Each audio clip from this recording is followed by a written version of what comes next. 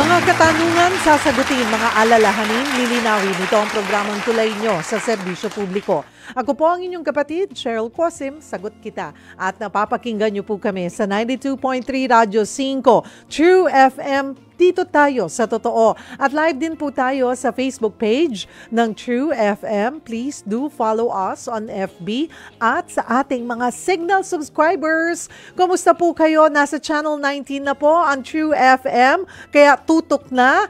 At ngayong araw po ng Martes, ayan, nagwa-warm up na tayo papunta na sa kalahati ng linggo. Ako, medyo controversial po yung ating pag-uusapan ngayong araw. At I'm sure, dadagsain tayo. Ramdam ko na ng mga katanungan or yung mga concern. Ano po? Alam nyo bang krimen ang pangangaliwa o panluloko po sa inyong asawa? Siguro naman yan. Klaro naman yan sa hindi kasal or sa mga mag-asawa. Klaro po na krimen yan, diba?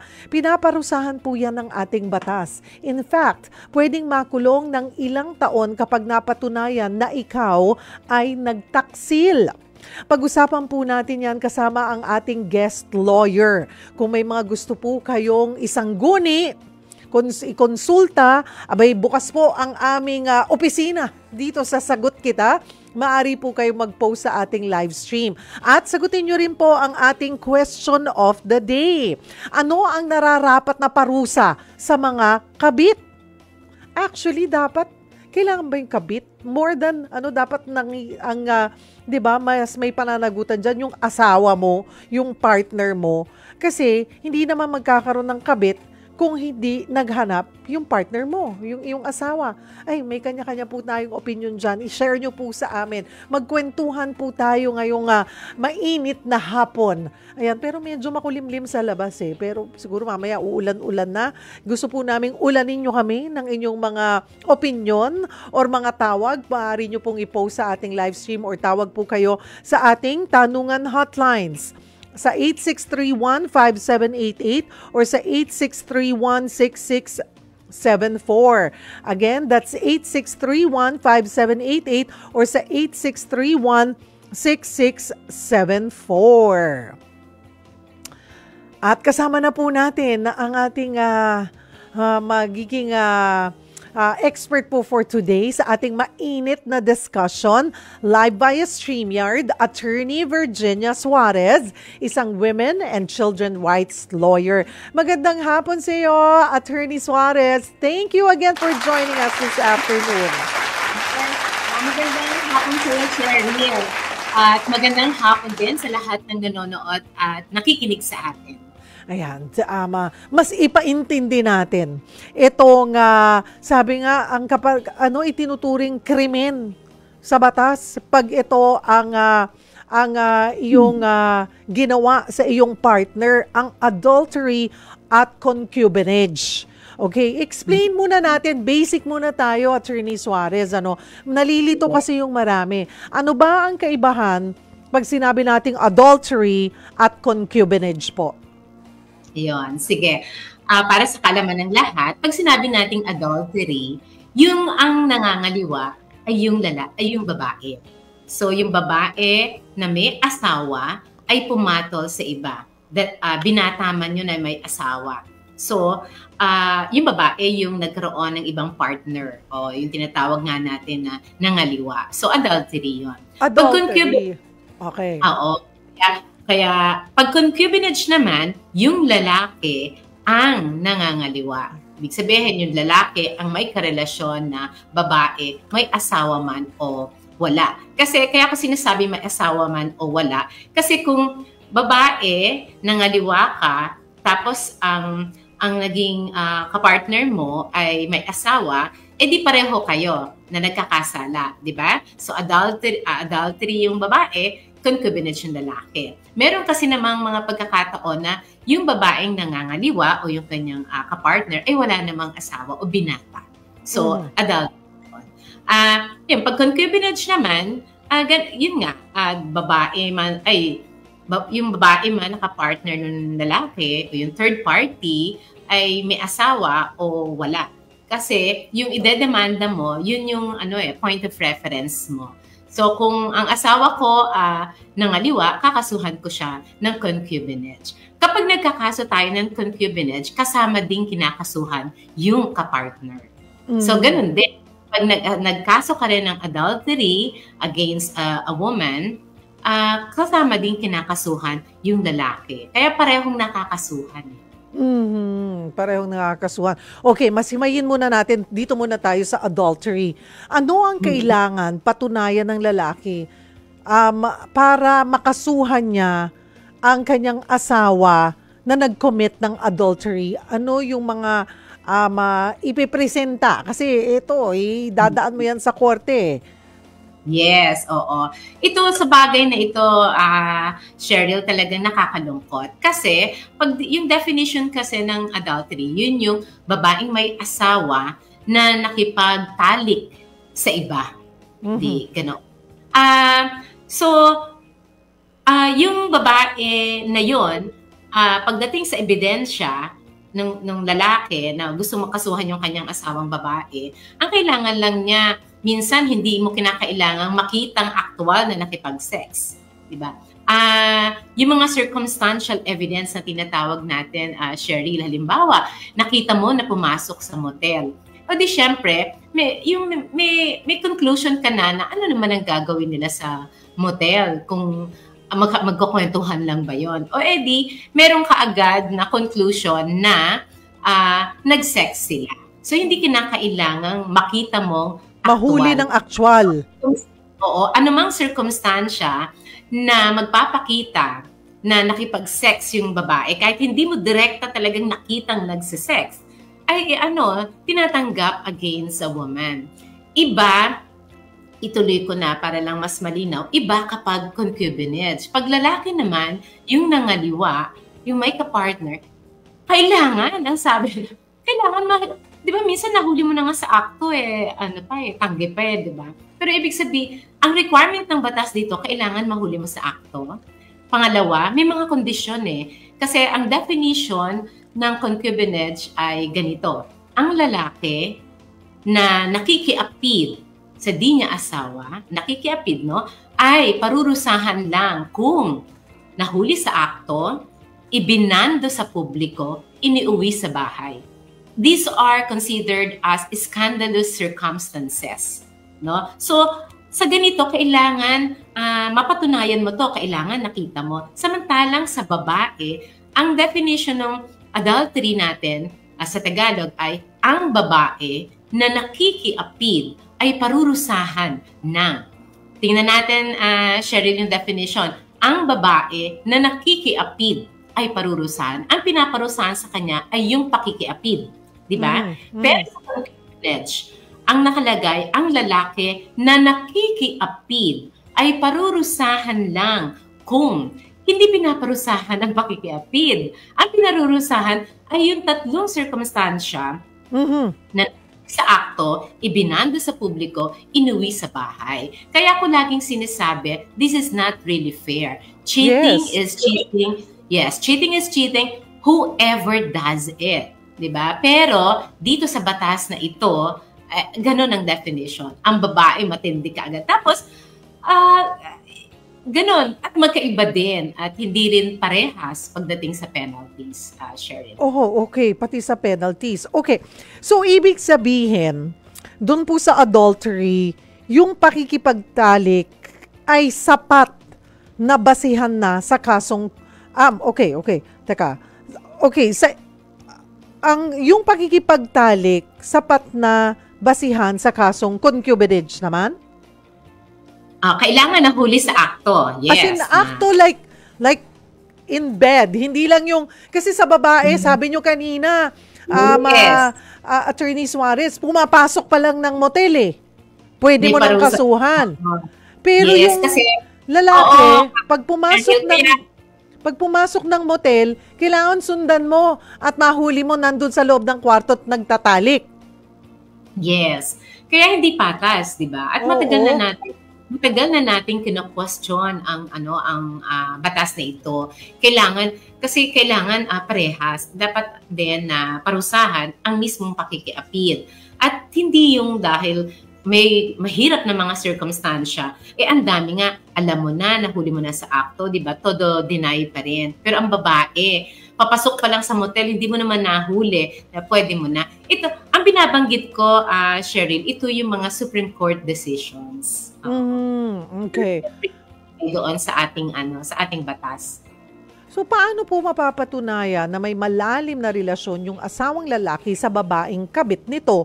Dun sa sinasabi niyong kailangan pa rin inuwi sa bahay, tas caught in the act. Tas ano po yung isa, binilandra sa publiko? Binabando sa publiko. Yung halimbawa, di ba, meron akong ganyang yung iniuwi yung babae sa bahay. Merong nag-consult sa akin ng ganyan. Inuwi yung babae ng asawa sa bahay. So, dalawa sila doon. That is already... That is Are already... you serious? Grabe naman yun. Yes, sobrang grabe. Kaya nga tapos minsan may mga palabas sa TV, sa TV na ganyan. Pero, nangyayari yan at... yun ay maituturing na concubinage. Yung ibinabando sa publiko, yung ipinapakilala mo na asawa mo, samantalang meron kang asawa na yun. At saka syempre, yung nahuli sa akto. Yun po ba, yung tatlong sinabi nyo, ay kailangan lahat yon or isa lang doon pwede mo nang makasuhan? Isa lang doon, Karen. Pwede naman. Yung mahuli sa akto, baka mahirap yun. Yung inuwi sa bahay at doon na pinatira, and therefore dapat umakto silang parang mag-asawa. Yun yung ibig sabihin nun. At then, yung ibinabando sa publiko, yung ipinapakilala siya na asawa. Kaya mga ebidensya doon, mga testimonya, kung halimbawa sa akin mismo niya ipinakilala at pinagmalaki na asawa niya yon, di ako, pwede ako mag-testify. Or yung gano'n na, anak ako, nakita ko talaga na ang tatay ko nag-uwi ng babae sa bahay at namumuhay silang para mag-asawa. Diba? Ang laking insulto yon sa nanay ko, halimbawa. Ayun, na siya? Pwede ako mag-testify. At concubinage yun. Isa lang doon. Parang kadali, no? Kadali na, pero ang hirap nun, Cheryl, ang hirap ng mga ganong circumstansya. Bakit po pero parang... Sabi nyo nga po, yung batas, parang hindi po siya patas sa babae. Bakit kaya parang hindi nga pantay yung pagtrato po ng batas sa babae at lalaki? I-explain nga po natin na Attorney Suarez, saan ba nanggaling to? Bakit ba naging ganito ang batas po natin? Oo, yun magandang tanong yun, Cheryl. Kasi ang ating revised penal code, that's 1931. No? Naging batas siya ni hindi pa nakakaboto, no? Hindi pa nakakaboto mga kababaihan dito sa Pilipinas. Remember, nagkaroon lang tayo ng karapatang bumoto 1935. Okay. So, sabihin, ang mga mambabatas nun, ang mga gumagawa ng mga batas ay mga kalalakihan. Oo. Kaya, nakakalungkot. Kaya pag tinignan mo ang ating mga batas, napaka-bias sa lalaki. Napaka-unfit sa babae. At magmula po noon, hindi po gumalaw or na i-revise man lang po or ayusin ang batas na ito sa kasalukuyang panahon na ng ating mga nagdaan at kasalukuyang mambabatas? Oo, hindi ko nga alam bakit ang hirap-hirap. Pero alam mo mga 5 years ago, marami ng mga kababaihan, marami na ring mga pati ang mga judges parang nagkaroon ng conference yung mga batas na pwedeng baguhin. Medyo matagal na, but I was part of it, na imbitahan ako doon. So yun, hindi ko na nga lang alam kung ano ang nangyari, bakit hindi. Minsan, ang ating Senado o Kongreso ay gawa ng kung ano-anong batas. Pero ito yung dapat na unahin, ito yung dapat na alisin dahil hindi to patas, hindi makatarungan para sa mga babae. Okay, doon po sa adultery pa, ano pa yung mga pwedeng circumstances po na pwedeng kasuhan kagad yung babae? Sabi nyo nga, yung sa pagpasok sa motel, hindi naman siguro yung pakikipagkape lang or sa loob ng, or paano, baka meron, ano pa yung pwedeng? pagdudahan. Oo. Halimbawa, sabihin kung hindi man sa motel, pero halimbawa, nakita mo sa isang bahay, no, sa isang apartment, pagkatapos natutulog silang magkasama or doon, yung gano'n, nag-overnight. Yun, circumstansya yun. Kasi kung may asawa kang tao, tapos makikipagkaibigan ka sa lalaki, hindi naman para matulog ka di ba, sa kwarto kasama siya, o hindi naman para parang pumunta ka sa isang bahay tapos matulog kayo sa isang kwarto, kahit pa hindi ito yung parang hindi pinag-uusapan dito kung nagsasama kayo o hindi, di ba? Ang pinag-uusapan dito talagang yung nakiapid ka na. Kasi madaling kang mapaparusahan, madali kang makakasuhan ng adultery kung nabuntis ka. Nabuntis ka yun. Meron ako rin naging ganyang kaso kung saan, syempre wala yung asawang lalaki dito, pagkatapos mabubuntis siya. Maliwanag na may adultery na nangyari kasi hindi ka naman mabubuntis kung dahil wala naman ang iyong asawa. Ibig sabihin, nangyari ito sa iba at nakiapid ka.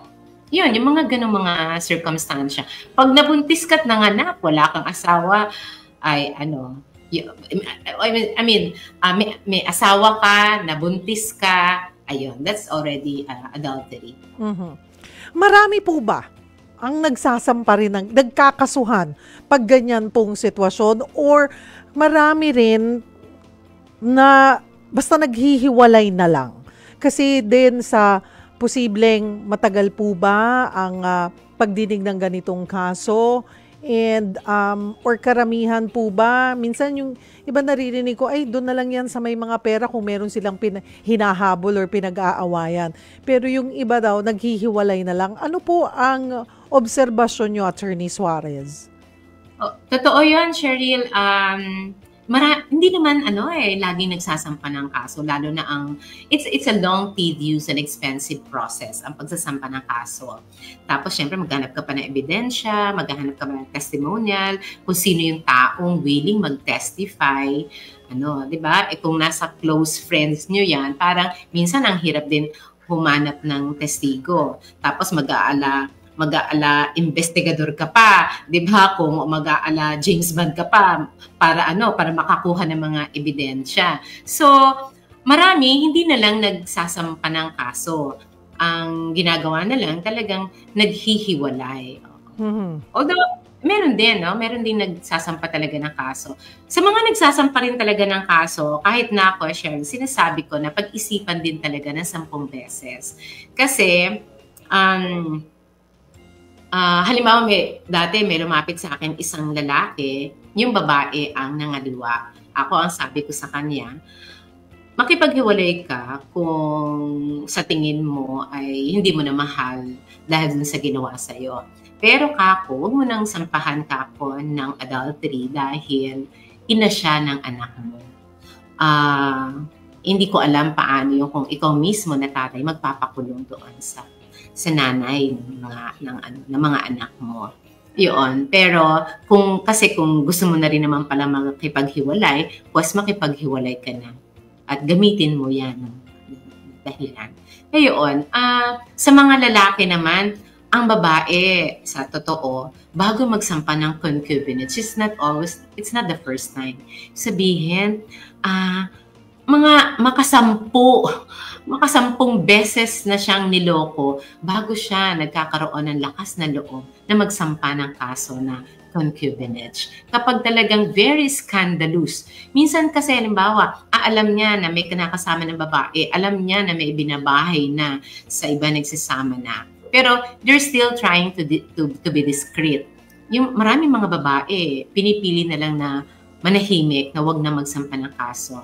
Simply because they're also trying to be discreet, no? The man and the paramour. Pero, dun sa mga nakita ko, sa mga sa akin nagkonsulta, yung very scandalous, yung minsan yung third party pa yung mas matapang, o good o yung ganoon, doon napipilitan yung mga babae talaga na na magsampa talaga ng kasong concubinage at kasama yung yung kinakasama ng lalaki. Kasi nga hindi lang scandalous kung hindi talagang grabe yung alimbawang pinasa kanya na mas matapang pa, mas malakas pa ang loob sa kanya. Kapag umabot sa ganon, yung babae ay talaga nagsasampa ng kasong concubinage. Simula pa lamang po ng ating mainit na discussion, mga kapatid, inaanyayahan po namin kayong sumali sa ating talakayan. Baka po may mga katanungan kayo, may gusto po kayong ikonsulta kay Attorney Virgie Suarez, maaari po kayong mag-post sa ating live stream or maaari po kayong tumawag sa ating tanungan hotlines sa 8631-5788 or 8631-6674. Again, that's 8631-5788 or 8631-6674. Huwag po kayong bibitaw. Magbabalik po ang programang Sagot Kita. Kasama po ng inyong lingkod, Cheryl Cosim. Ang ating question of the day, ano ang nararapat na parusa sa mga kabit? Kasama pa rin po natin si Attorney Virginia Suarez. Isa po siyang women and children rights lawyer. Ayun, Attorney Attorney Suarez, anong kaso ang ikakaso dun sa kabit? Kasi kung ang lalaki, 'di ba, yung mag-asawa na hindi naman kasal. Oo. Kasama sila. Whether or not kasal, kasama sila talaga doon sa may kaso. Kapag nagsampa ng adultery, so it's against the man, your husband, and yung paramour. Ayun. Tapos kapag naman concubinage, syempre, yung kaso nun against the husband and yung kanyang concubine. At hindi ka talaga magkakaso ng yung lalaki lang. Ay yung asawa mo lang. O kakasuhan mo lang ay yung asawa mong babae lang o asawa mong lalaki lang. Ang kakasuhan mo talaga yung pareho sila. Pero pwede bang may lusot? Kunwari talagang hindi alam na may asawa pala yung kanyang partner. Nalaman na lang niya nung naiskandalo na. Pwede rin, oo. Pwede rin naman talagang hindi niya alam, no? Kasi marami rin kanong kaso na yung bigamous marriages. Yes. Hindi niya alam na kasal. So kung hindi niya alam na kasal, hindi niya rin alam syempre na may asawa.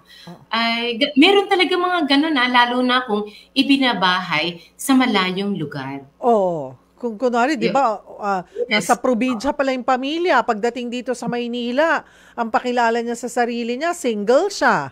Single siya, oo. Yes, that can be an excuse. Or pwede mo, pwede mo siyang gamitin, no? Para mapawalang sala ka kung ikaw yung parang kapartner. Pwede mo talagang gamitin siya. Attorney, punta tayo dito bago ko isunod yung mga marami pang katanungan. Unahin ko muna yung mga callers natin. May caller na tayo mula sa Cavite, si Salvi. Hi, Salvi. Good afternoon. Good afternoon po. Palakas lang pong kaunti. Salvi, magandang hapon. Nasa Cavite ka pala. Nasa Cavite ako. Baka mamaya, attorney, puntahan ka na ni Salvi. Ano bang may tutulong po namin, Salvi? Share ko lang yung naranasan. Ko sa buhay. Kasi OFW ako. Ano po? Tapos i-share ko lang yung naranasan ko sa buhay na about sa asawa ko. Opo. Kasi nasa abroad ako, yung anak ko naaktuhan mismo ng asawa ko dito sa bahay namin na nakapatong sa babae. Tapos, parang tinutukan siya ng tatay niya sa liib ng kutsilyo, nagkasukat yun. Hindi niya mapatawad yung tatay niya hanggang ngayon. Pero kaya ko naman kasuhan, kaya lang mga bata kasi nakikiusap na wag na. Wag na daw. May anak pa. So, naging OFW po kayo, Aling Salvi? 23 years. Kauwi ko lang. Wala pa isang taon. 23 years. Alam nyo po na may kabit ang asawa nyo? Bawat uwi ko, iba-iba eh. Paano nyo nalalaman? Inuuwi dyan sa bahay nyo? Pinauwi dito. Tapos yung anak kong lalaki, nagsusumbong. Siyang nakakakita, marami siyang kaibigan. Ganun. Ano pong aksyon ang ginawa nyo? Yung una, nung nagkasugat yung anak ko sa nasaktan, pinangalaan ko siya ng Diyos, nakulong siya ng 2 weeks. Pero kung concubinage, kala ko naman siya pakulong, kaya lang yung mga bata, nasiusap talaga na huwag naman. Kung gusto, hindi naman lang kayo magkasundo, maghiwalay na kayo. Oh. Ganun. So, hiniwalayan nyo na lang po? Siyang umuwi sa probinsya nila. Ako dito sa Cavite. Tsaka ikaw ang nagtrabaho. Pero okay naman na kami ngayon, nag-uusap kami. Pero yung anak niyang lalaki, hindi siya talaga mapatawad. Hanggat may pilat ako, hindi kita mapatawad, sabi sa tatay.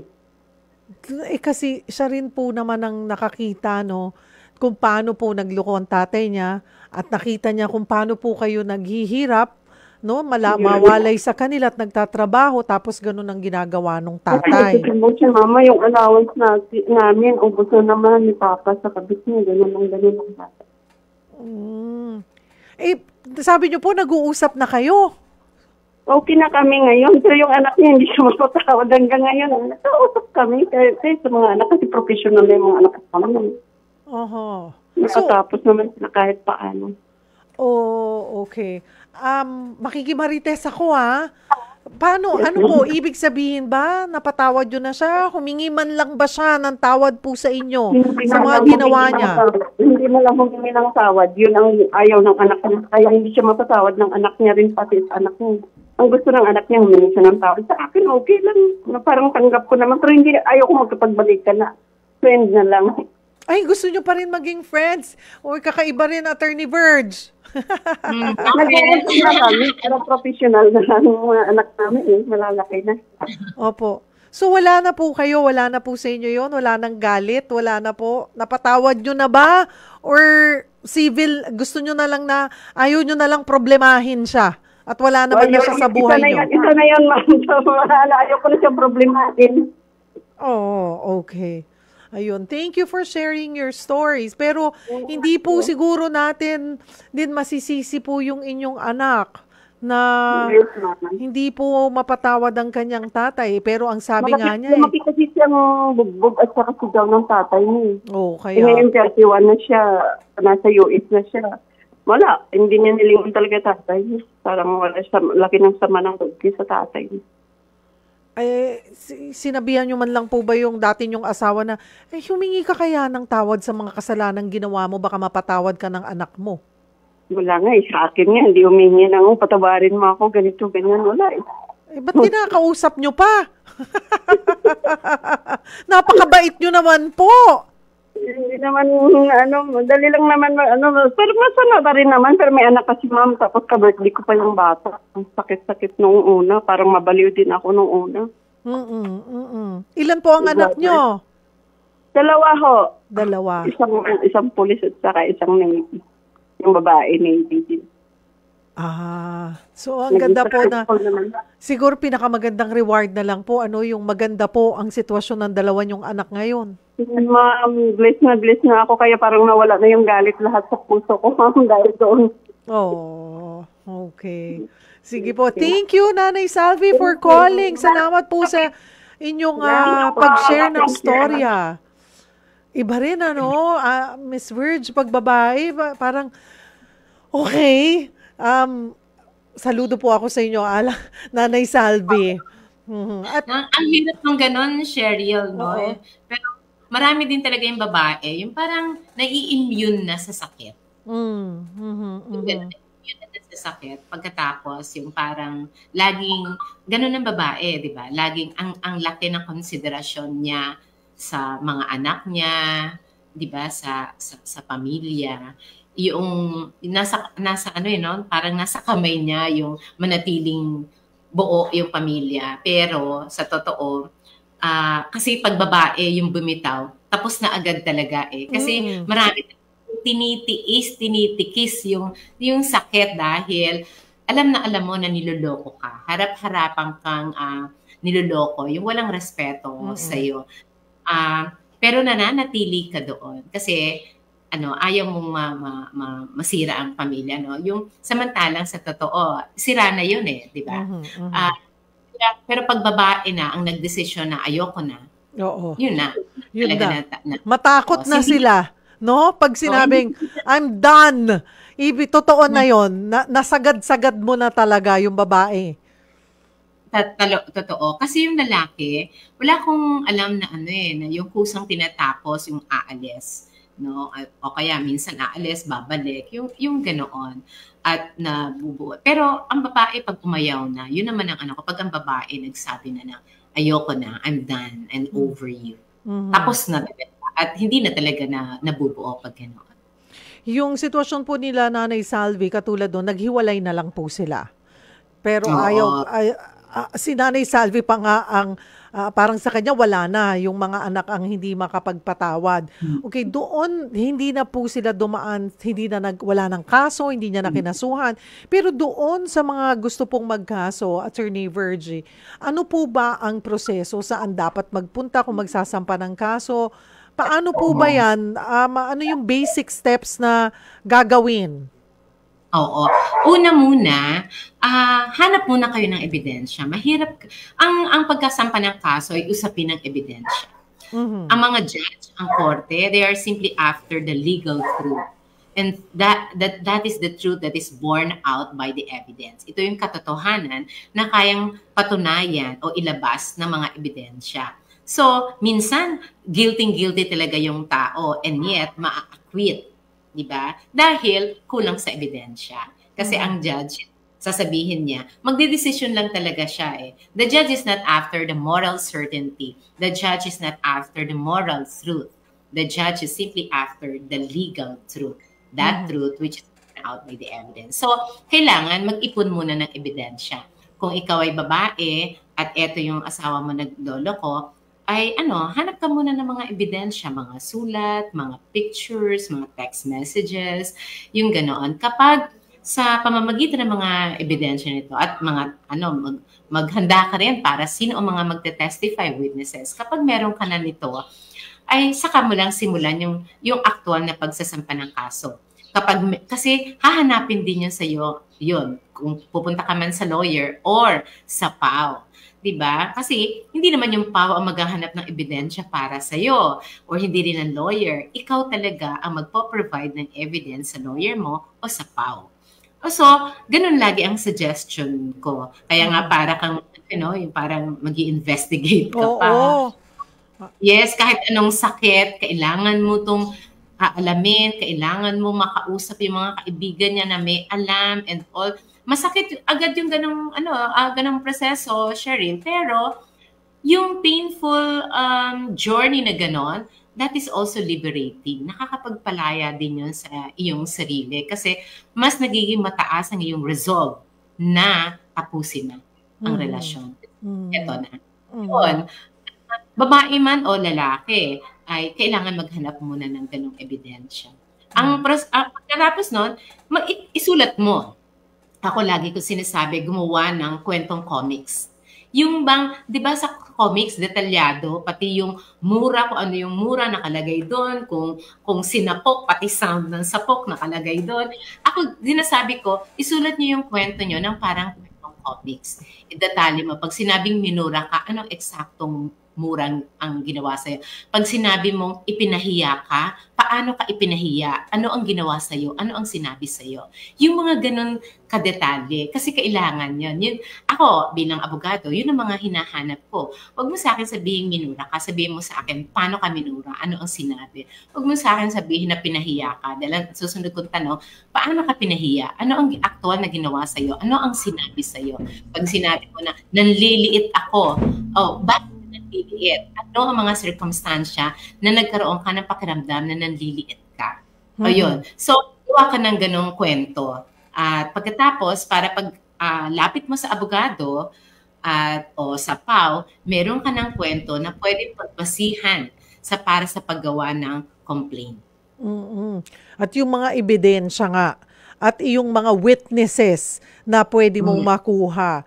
Kasama, ilagay nyo yung date sa ang lugar. Yes. Para Kung kailangan nyo ng witness, mabalikan nyo, sino nga ba dito or pwedeng tumayong witness po ninyo kung talagang desidido nga kayo na magsampa ng kaso. At sa pagsasampa po ng kaso, Attorney Suarez, sa inyong obserbasyon, ano yung nagiging outcome at gaano katagal yung mga kasong ganito po?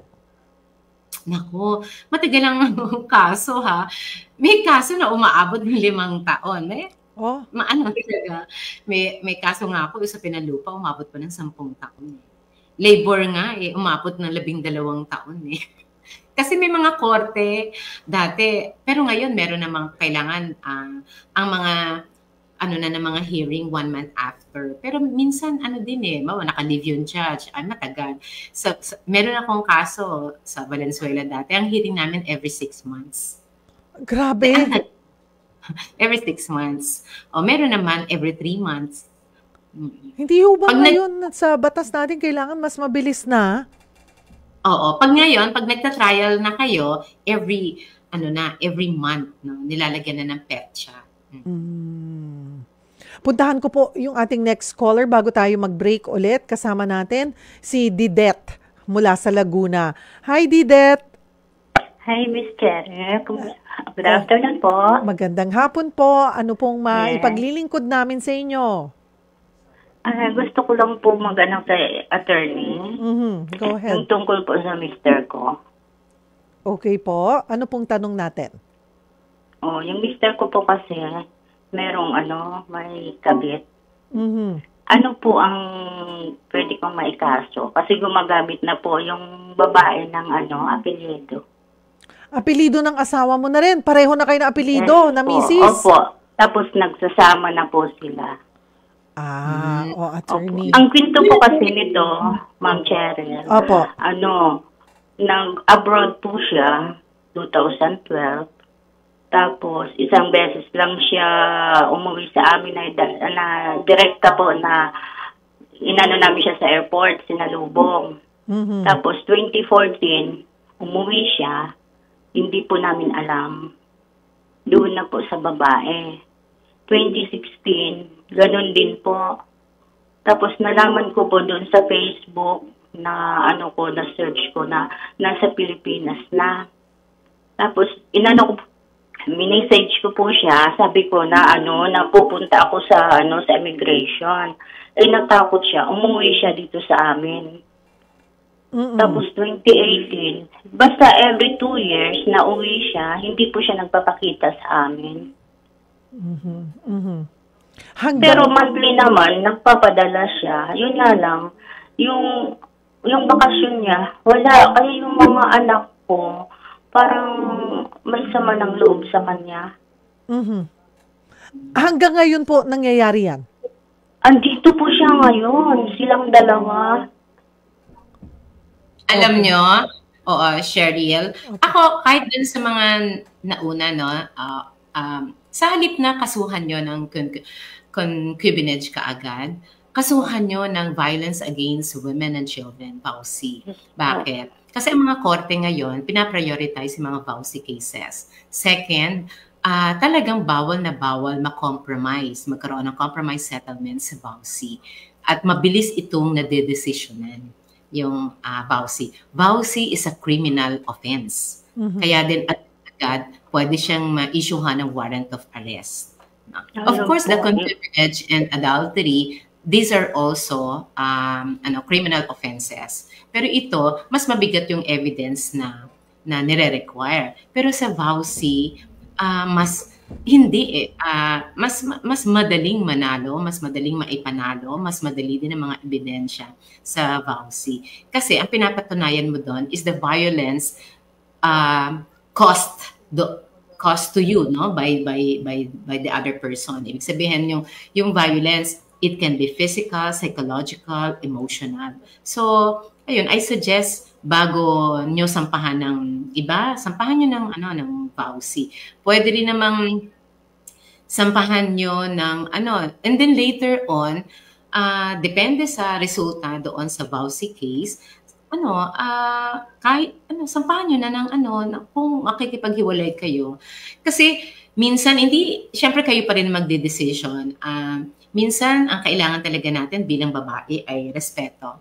Di ba? At yun yung pag nawala, yun na yun. Kasi para mag-uwi siya ng babae sa ibang, may ibahay na siya. Pagkatapos hindi na discreet, yung babae ay gusto na gumagamit na ng apelyido. Ibig sabihin, sobra namang disrespect yun sa iyo. Ang love, madali yung, yun di ba? Nawawala. Pero pag ang respect ay nawala, ang hirap ng manatili nung love. Pero kapag may respeto, kahit na nga walang love, pero magrespeto, madaling manumbalik yung love. Sa mga ganitong sitwasyon, it's a complete disregard, disrespect sa ating mga babae. Kaya ako, dapat pwede ka makipaghiwalay, pwede ka na rin kaagad magsampa ng vowsy. Sa vowsy rin, madidesisyonan din pati yung suporta sa family. Suporta sa iyo, suporta din sa mga anak mo. Cheryl, ang inaano ko lang kasi, yung anak ko, pangalan, nagkaroon siya ng depression. Nagkaroon ng depression. Sa father niya. Di yun din, lalo mong pwedeng gamitin yon as a reason. Diba? Dahil hindi lang ikaw ang na-stress, pati anak mo nagkaroon na ng depression. And kasi remember yung vowsy na tinatawag natin is violence against women and children. Kasi talaga pag ang babae, ang nanay ang naatake, kasamang naatake, no? Ang anak. Kaya nga itong batas na ito, it's really for the protection of both the mother and the child. Kaya it's a violence against women and children. Kasuhan nyo, kung gusto nyo pong kasuhan. Ano ko po, Miss Cheryl, excuse me po. Opo, go ahead po. Pwede po ba yung anak ko? Kasi pinag-aral niya yung anak ko ng nursing. Ngayon, pagdating ng third year college na yung nursing ko, magko-fourth year na dapat, pinahinto niya. Tapos bumalik, kasi nakadepress na yung anak ko nung nalaman niya na may kabit yung tatay niya. Tapos, gumaling na siya kasi pinaano ko siya sa UST. Pabalik-balik kami doon. Gumaling na. Ngayon, bumalik na naman. Kasi nga, hindi na siya pinag-aral. Ang sabi ng ama na hindi ka na mag-aaral.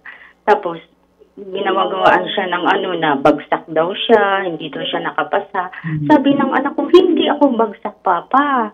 Lahat ginagawa ko, madaling araw, bumabangon ako mag-aral kasi gusto ko talaga na makapagtapos para ako naman ang makatulong. Pero hindi po talagang hindi niya po pinag-aaral yung anak kong dalaga. Ang pinakamagandang kaso po na maikakaso nyo sa asawa nyo dahil dyan ay vowsy. Okay? Para una, violence being committed against you. Second, that's psychological violence. Tapos, yung hindi pagsuporta sa anak mo, that's economic violence. Kahit po doktora na siya, kasi 25 years old na yung anak ko. Mabot na siya ng 25 kasi hindi na siya pinag-aaral. Sayang po, graduating na po sana ng nursing. Sandali po, makinig po kayo. Ang sino mang anak, hanggat gustong mag-aral, ay pwede pong humingi ng suporta sa tatay. Basta gustong mag-aral. Lalo na sa sitwasyon nyo na gusto naman talaga mag-aral, pero pinahinto niya. For no reason at all. Ayaw niya lang suportahan. Kaya all the more, hindi yan yung kasi 'di ba, naihihingi ng suporta kapag 18 hanggang 18. Pero kung lagpas ka ng 18, nag-aaral ka, pwede pa rin. Basta kasi edukasyon 'yan Talagang may responsibilidad ang magulang. Didet, kung may gusto, kailangan mo pa ng guidance, maaari mong i-message. Tumatanggap ka ng direct message, 'di ba, Attorney Suarez, sa FB mo? Yes, oo. Meron pong FB po yung aking organisasyon, Pagkakaisa ng Kababaihan para sa Kalayaan. Kaisa ka. Ayan. Dahil ang minimiti ko ay maging malaya ang mga babae. Yes. Sa mga forma ng karahasan. So, kasi yung anak ko na siya ngayon, bumabalik na naman yung Oo. Ganito na lang po, Miss Didet. Susan, paki-share kay Miss Didet yung Facebook page na Kaisa para doon po kayo pwedeng mag-message, mas mapagpatuloy nyo po doon ni Attorney Suarez yung pong inyong kinoconsult at maasistihan po kayo kung paano po ang pinakamagandang gawin po ninyo. Okay? Opo. Thank you po, ma'am. Okay. Pwede pa po kayong humabol. Okay, go ahead, Attorney Suarez. Cheryl, di ba, kanina lang pinag-usapan natin, tinatanong mo kasi yung gaano kadami nagsasampa pa ng kaso. This is a very classic example na she's been violated, di ba? The man has been committing concubinage. Pero, yung very hesitant na magsampa ng kaso. Katulad din ng earlier caller na hindi lang taon-taon siyang niloloko at hindi lang isa at maraming babae. Pero decided na okay, makipaghiwalay na lang, pero huwag na magsampa ng kaso. This brings, di ba, to yung napakahirap talaga pag-usapin talaga ng kaso. Mga kapatid, pwede pa kayong humabol sa pag-comment sa ating live stream. Huwag po kayo bibitaw, magbabalik po ang programang Sagot Kita. Mga kapatid, nasa huling bahagi na po tayo ng ating programang Sagot Kita. Kasama pa rin po natin Attorney Virgie Suarez. Attorney, dito na po ako sa mga mensahe ng ating netizens. We have 6 minutes left. Basahin ko lamang po. Ayan. Si Jenjen Sanchez, Attorney, paano kapag ng babae pero umuuwi pa rin sa bahay namin? Gusto ko sanang palayasin na pero ayaw umalis. Nakakainis naman yung ganun, Oo. Sampahan mo ng kaso. Sampahan mo ng kaso. Vowsy! Oo, vowsy. Tapos, diretso pag vowsy, attorney, san muna? Barangay? Or diretso na sa women's desk ng PNP? Sa women's desk na.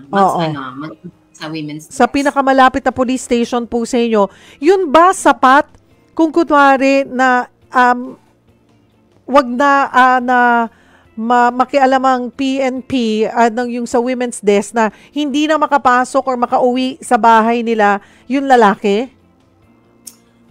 Hihingi ka ng protection order. Ayun. Halimbawa, paghingi mo ng protection order kung halimbawa sa barangay muna, pwede kang humingi ng protection order. That's only good for 15 days. Sa korte, temporary protection order for 30 days. And then, of course, after hearing, permanent.